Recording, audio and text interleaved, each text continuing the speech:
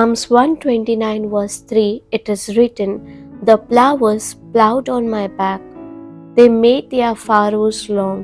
Amen. In this verse above, we see a powerful and graphic agricultural imaginary being used to help us understand the violent suffering of our Lord Jesus endured for our healing. In Psalms 129, verse 3 is a messianic psalm, and this is the picture of the scourging Christ went through. Do you know why the Lord said that they plowed my back rather than beat or scourged or hit? Plowers strike a sharp plow to dig into the soil, to break up the soil and to make that deep furrows in preparation for seed to be sown.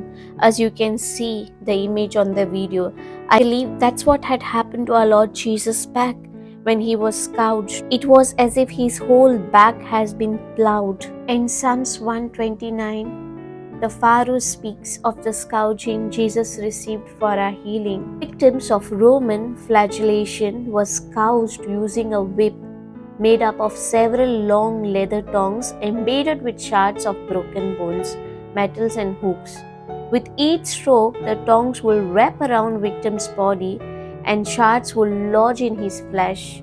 When it was jerked away, the flesh of the victim would be ripped off and left in shreds, making a deep, long furrows across his back. By the time our Lord's tormentors were done, I believe there wasn't single skin left on his back.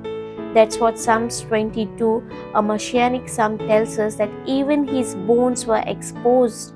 All his bones were visible because his skin was shredded. It was not by coincidence the language of sowing was used to describe our Lord Jesus' horrific scourging.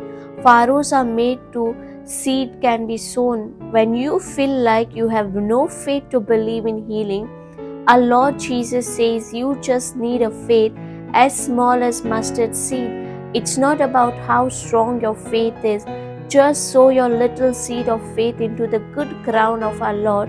The more you see what He has done for you, the more your faith will grow and the more you will experience a harvest of healing. When his back was lashed into furrows, He was allowing the seed for your specific healing to be sown.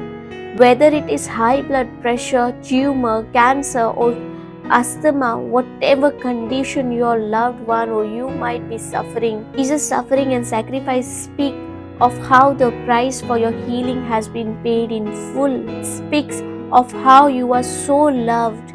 Now reach out by faith and receive your healing. Believe in your heart, confess